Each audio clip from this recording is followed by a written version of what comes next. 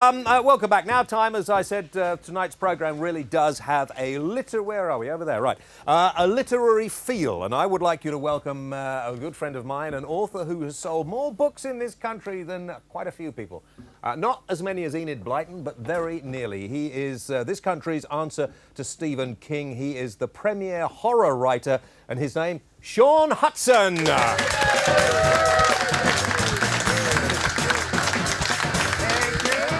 Thank you very much indeed. Shaun, welcome to the programme.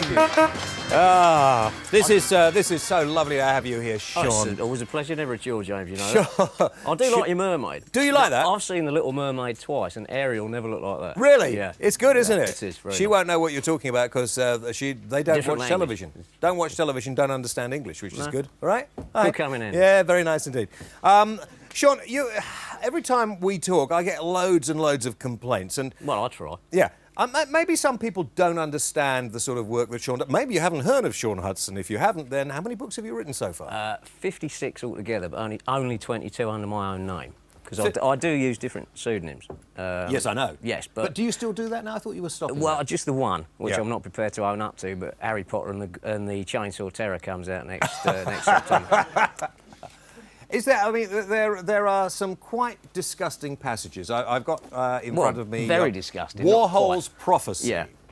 To set the scene in Warhol's prophecy, right at the beginning of the book. This is about 2 or 3 pages into the book. I like to start with a bang. Yeah, and you more or less do. Yeah. Set the scene. This young lady has been caught by. It's the murder of Sharon Tate, who was murdered by Charles Manson's family, and basically that is a more or less true account of how she was murdered. And basically, this girl, pregnant, was stabbed and killed, and her baby was killed in her stomach, and she was mutilated and butchered, and right in the first couple of pages. Yeah, but that wasn't me. I'm just, just no, I know that wasn't you. But before I mean, we get more complaints. Yes, no, right. But also, I mean, there are babies in the microwave. Yeah, because but dead ones. I'm not that sick. No, they're already dead when they go in. Yeah, there was a dead baby in the microwave in Victims. There was a sequence in Assassin with an undead gangster, a prostitute, and a lot of maggots, which I can't go into too much detail, obviously. Some of the stuff even I wouldn't read out. No, it is foul and disgusting. I admit that, but it's what people want. People like reading stuff like that. Yeah, and I mean, it's interesting because every time you interview an author, and usually I don't because they're very dull and very boring. I agree. Unlike Shaun, who doesn't go to literary lunches or anything else like that. That's because they won't have me. I mean, I don't fit the appearance of an author for a start. Somebody once said to me that their idea of an author was a 40-year-old puff in a cardigan and carpet slippers. So, no, you don't look like a 40-year-old puff in No, I'm nearly 43. That's probably why. But I just don't fit in. I don't really play their games. I can't talk about the sort of deep Freudian subtext of having killer slugs crawling up your bog and eating you.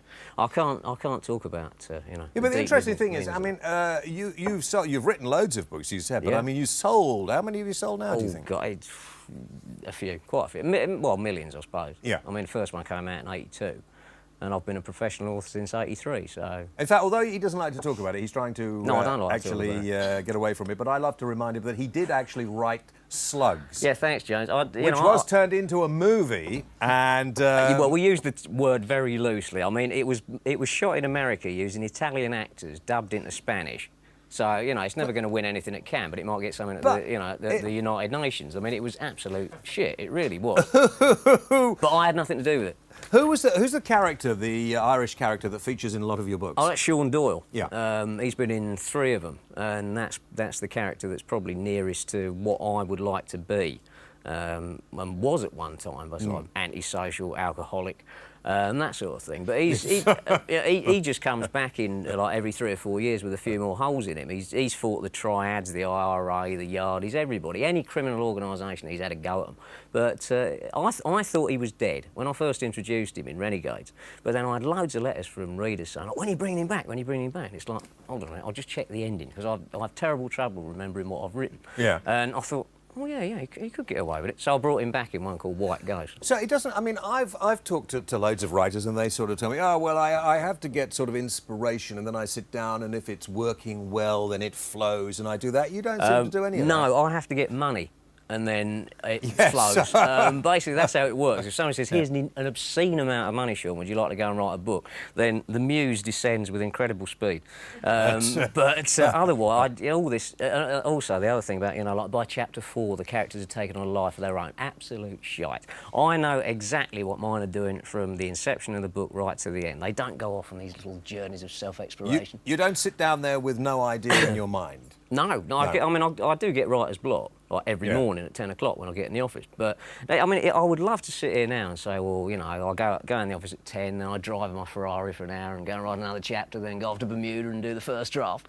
But one doesn't. One clears off into the office, sits there, and I stare at a blank screen sometimes for 2 hours at a time until something clicks into place, and that's how you have to do it. What is the your books are full of sex as well as violence. I mean, they're full. Let's be honest. These books are absolutely the most disgusting and horrific books in bookshops today. Some bookshops won't stock them. Well, no, actually, I did one called Deadhead, which was actually banned and is banned to this day because it had a scene with a baby that was used in a porno movie.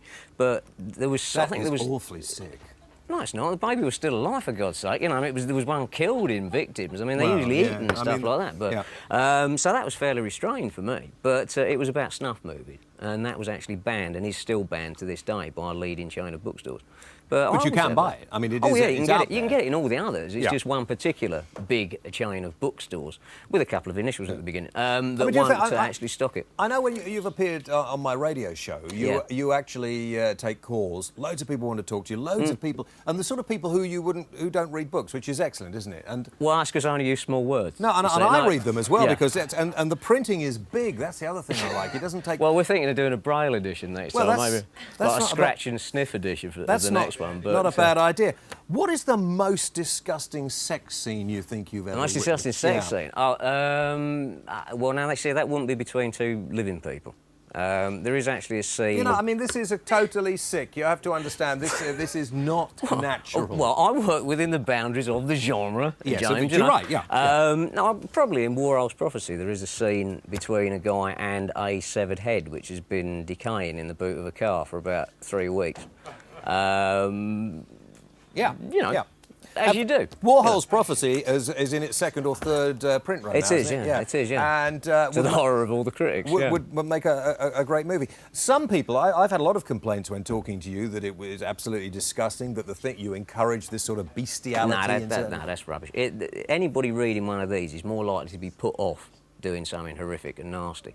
Certainly there's a scene in Compulsion, a brand new one, of a cat being nailed to a wall. And the editor said, "Oh, you can't do that. We'll have people everywhere nailing cats to walls." But this is a live cat being nailed to a wall. We should get this. It's not funny if they're dead, is it? The new book, which I've read, which is called Compulsion, is basically about a gang of 12, 13-year-olds terrorising an old people's home. It's based on fact. It's sort of straw dogs meets 1 foot in the grave. Yeah. And the old geezers decide they're going to take it out on the kids. And they do. And there's somebody so nicely wrote to me the other day, it's really nice seeing scum get their comeuppance.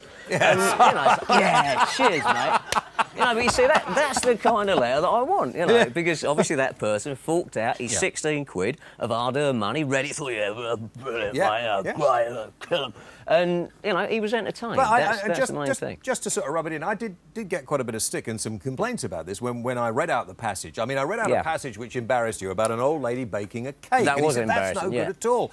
And you go through 3 or 4 pages of an old lady making a sponge cake and everything else to set the scene. And pretty damned appetising it was, I hasten to add, wasn't it? And the next one is these kids have got hold of a cat, they've tortured it, and they nail it to the wall in the garage while it's alive, and it's graphically about the nails going through the pores and the meowing and the blood and everything else. And then they start gouging the eyes out. No, they shoot. No, come on, sorry, they shoot the eyes out with an air gun. They shoot the eyes out with an air gun. I'm fed up of being lambasted for these. They don't gouge them out, they shoot them out. I'm sorry. These are inventive kids, come on. But the complaints are, well, golly, this is in the public arena. This is going to encourage kids to do this. Nah, kids already do things like that. Kids are evil little gits. People. It's same with old people. Somebody said, old people wouldn't do this sort of thing. Have you ever seen them try to get on a bus? Christ, I tell you, they are vicious when provoked, old people. They really are. And the kind of things that they do to the kids in Compulsion, they would do. Anybody has got a breaking point. If you're pushed far enough, you will do something unpleasant. It might not be something you care to face up to, but I think one of my jobs as an author is to make people face that dark side of themselves. There's a bit inside all of us that's very, very dark, and we don't like to face it. I like to actually say to people, look, you've got that inside you. That can come out. Yeah, I agree with you. And I think it's great that actually you'll get right up the nose of most authors. And thank you very much indeed for coming on the show. Ladies and gentlemen, read his book, Shaun Hutson.